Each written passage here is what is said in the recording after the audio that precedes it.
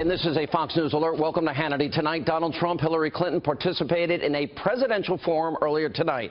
Now, Clinton went first, where she was asked about a private email server scandal. And once again, well, she came up with a new excuse, spinning the fact that the FBI found it held classified information. Now we got a new excuse. Let's take a look at it.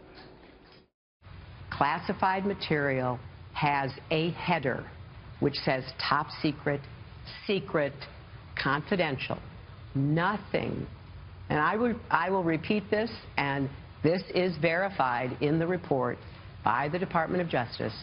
None of the emails sent or received by me had such a header. As for Donald Trump, he was asked about the military under President Obama's leadership and used the opportunity to explain how he'd take a much different approach than Hillary Clinton if, in fact, he becomes the commander-in-chief. Have you lost faith in the military commanders? I have great faith in the military. I have great faith in certain of the commanders, certainly, but I have no faith in Hillary Clinton or the leadership. You look at what's happened, and, you know, when she comes in and starts saying, oh, I would have done this, I would have... She's been there for 30 years. I mean, we need change, Matt. We have to have it, and we have to have it fast. Now, this comes as a brand new NBC News poll shows that Donald Trump has a 19-point lead over Hillary Clinton among registered active duty military and veteran voters. Here with reaction from the Trump Organization, Eric Trump and Donald Trump's campaign manager, Kellyanne Conway. You know, I'm watching media coverage. Everybody's getting it wrong. The moment of the night was this.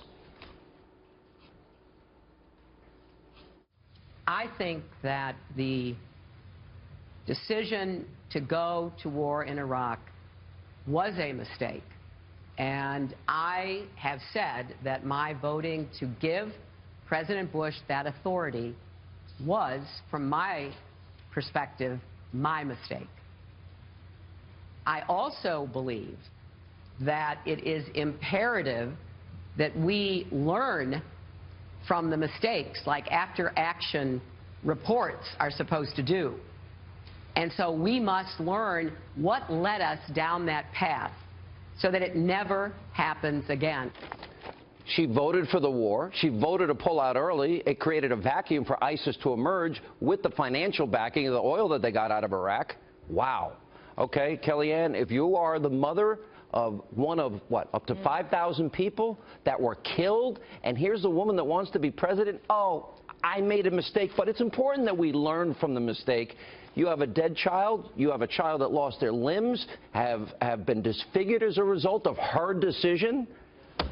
Wow. I can't believe that's not front and center on every TV show tonight. But that's not on her. Well, thanks for making it front and center on your show, and thanks for having the Trump campaign here. That's not what's on her mind. What's on her mind right now, Sean, is that she's on the verge of losing 2 consecutive presidential races, in part because of her vote in the war in Iraq. She lost the primary to Barack Obama in 2008, where he pounded her about the war in Iraq vote mercilessly. And now you've got Donald Trump being able to take a superior position to her on this. He's saying, I was against the Iraq war, and I said we should have taken the oil and gotten out of there before we got out of there. And so she doesn't have a lot of ground here. And by the way, it's not like it's just the Iraq war that's part of her Secretary of State and U.S. Senate record. What about Libya? What about Syria? What about the Russia reset? What about Benghazi? And look, I think this election, Sean, we're starting to see it's complex people and very simple ideas. You either are with the 70% of Americans who say, I want to go in a different direction, I want change in leadership, or you're not. You either are with the 30% of America who thinks she tells the truth, or you're not. This is very simple. At 37% of Americans, 37% negative. We're on the wrong track. I think this is key. Eric, I want to get to you in this forum tonight, and very specifically, I made a mistake. 5,000 Americans died, many more injured, then created the vacuum for ISIS. And I know people are critical. Oh, your father was critical of some of the generals.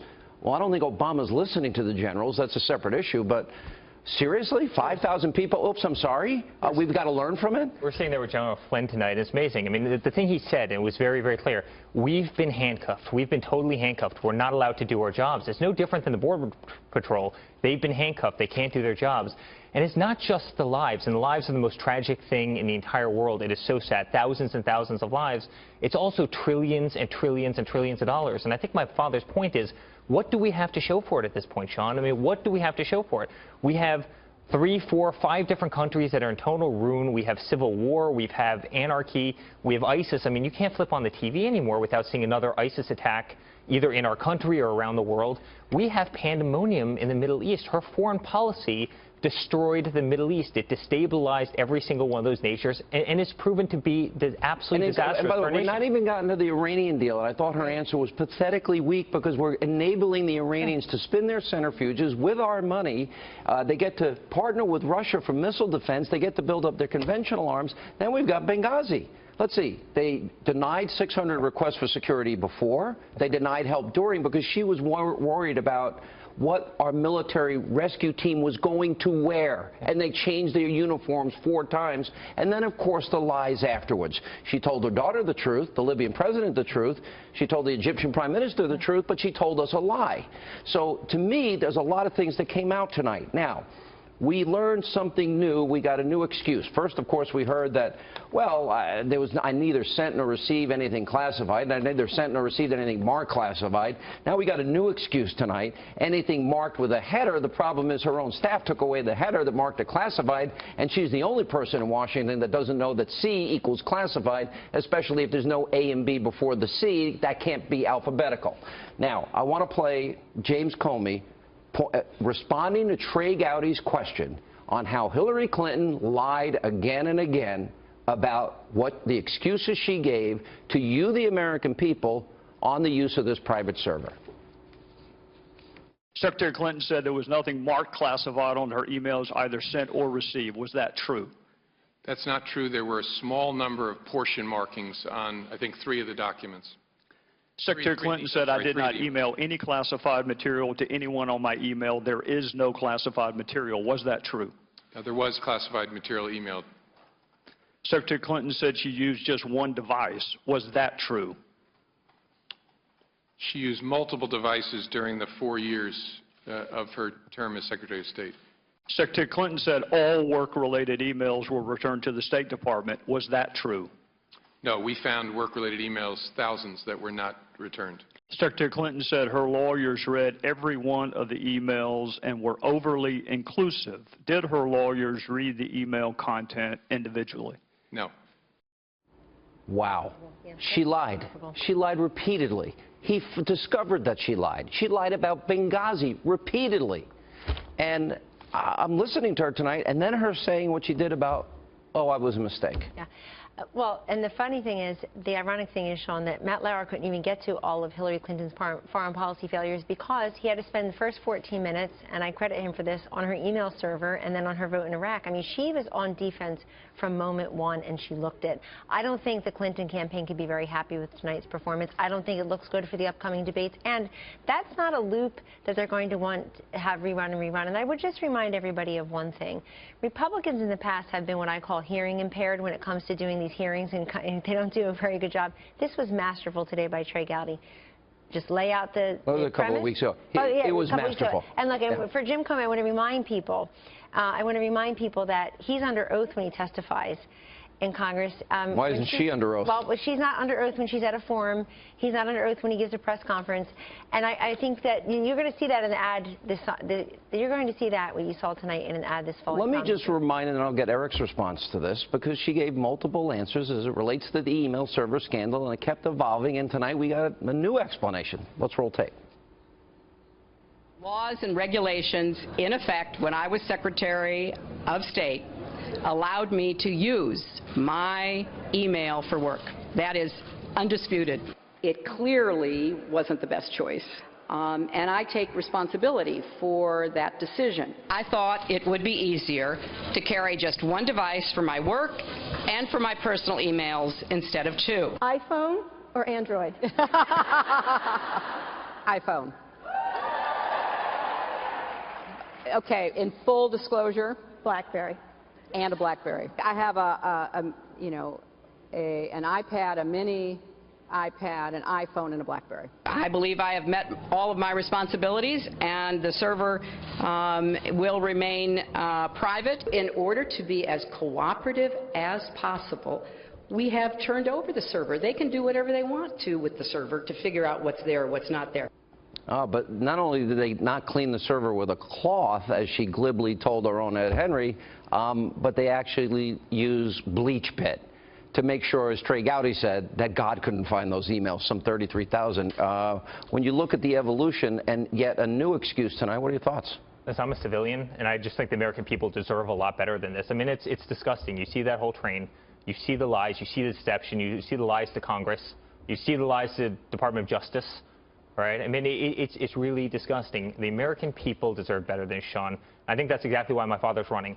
You know, I mean, you see the corruption down in Washington. You see the amount of money that the Hillary Clinton, that the Clinton Foundation took in, the amount of money that they've profited off of government. American people I've never seen anyone enrich themselves than this kind of Well, what are your other takeaways here? Because on Libya, it got short shrift in a little bit, because before there was 600 requests. During, she was arguing about what our rescuers should be wearing, and after were the lies. Then it's the Iranian deal. Then it's her answer on the VA. Well, VA corruption still exists today, and they're not waiting 6 days. I think your dad said 6 days. No, they've waited years. People have died because they had 2 sets of lists, and bureaucrats got their bonuses based on creating the second list, which is corruption at the highest level at the expense of our brave men and women. So the fundamental difference between Hillary Clinton and Donald Trump is this, and you can't get it in 1 hour town hall forum tonight, Sean. It's that he's out there giving policy speeches every day. What did he do today? He went down to Philadelphia, went to the Union League, and gave this military preparedness speech on the day that he also is giving 10 items, Commander-in-Chief. Watched it. She didn't do that. So if you want to know what his full plan is as Commander-in-Chief, go read that speech. If you want to know what his plan is on middle-class tax relief, on law enforcement, on communities of color, on defeating radical Islamic terrorists, on education tomorrow. I mean, we're going to have Obamacare coming out. In other words, at least you can see Veterans Reform Act, 10-point plan. She doesn't do this. The liberal media, I can tell already, is fixated on, well, Donald Trump said that he's questioning the general, saying he knows more about ISIS. What's your response to that? No, I think it's crazy. I think my father's exact point has been the generals have been handcuffed. And I said it before. That's how I interpreted it as well. Has been handcuffed, and so have law enforcement across the country, and so have our Border Patrol across the country. You need to give them the tools that they need to succeed. They've been asking for the tools, and they've been denied those tools. We have amazing military. We have the best military in the world. We have the leaders there to beat ISIS. ISIS isn't. ISIS is a force. But the key is Obama, Kerry, and Clinton don't listen to the generals. That's right. And he mentioned all 3 of them. In fairness to him, I hope people will play the full clip, Eric and Sean, because what Mr. Trump said was, Matt Lauer said, do you have a problem with the military? You questioned it, and he said, no, I respect the military. It's President Obama and the leadership that has. We're going to get into that and play it in full. He took on Kerry later on, too. But look, the polls are tightening. I think the Clinton folks are getting nervous. And why are the polls tightening? They called Donald Trump unfit and unpresidential. So you know what's happened? He shows that he's presidential. He goes to Mexico. He's Mexico, Baton Rouge, Detroit, you name it. Philly today, yeah. Now, America, what's her greatest liability? Her greatest liability is people think she lies for a living. What's happened to that? That's only gotten worse. Well They made a mistake. All right. Guys, good to see you both. Thank you. Thank you.